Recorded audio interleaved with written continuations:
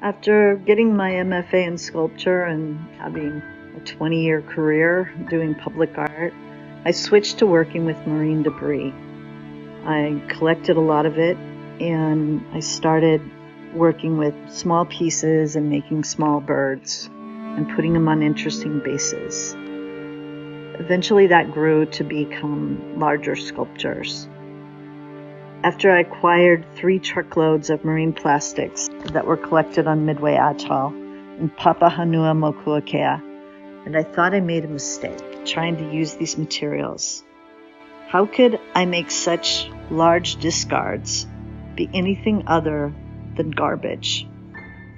And when everything was sitting there in a pile, I looked over it and I saw the word dump, and that was stamped into the back of a toy truck. And then I saw a kid's baseball bat etched with the words Changemaker, and I knew I had to try. It was then that I realized these materials could speak for the marine life they had so severely impacted.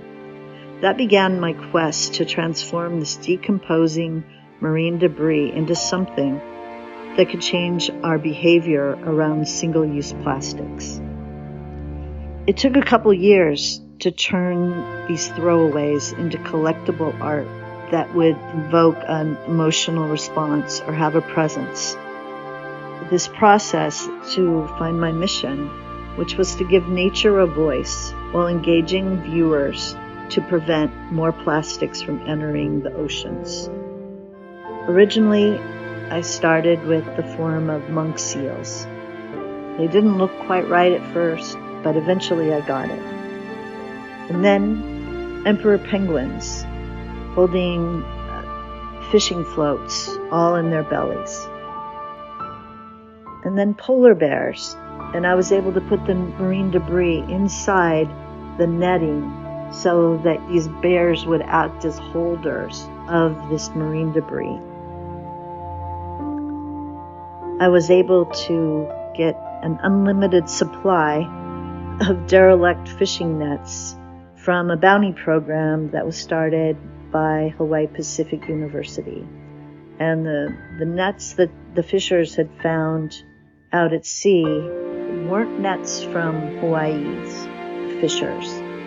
They were from beyond, and they were dangerous, and they were trapping our marine life. And so I created those to be more open, that almost have an appearance of a shroud. Many of these works were showcased in sculpture installations recently at 3 outrigger resorts in Waikiki. And when they were put up, they brought tears to some viewers' eyes, and while others, they wanted to come up and tell me that they could not look at plastics in the same way again. And families, all wanted to tell me what they were doing to avoid plastics. And it seemed like a very important message, and I wanted to reach more people. So we used social media and did a FaceTime Live, and we reached even more viewers than we did in person. So along this journey, I've aligned with marine scientists and college and university ocean departments, in addition to other experts that have done research or written about the global impact of marine plastics on our environment and the rest of the world.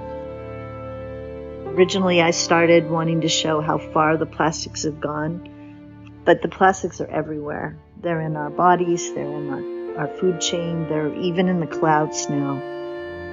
It's really about prevention, and it's about our behavior and our choice. And I hope we choose wisely.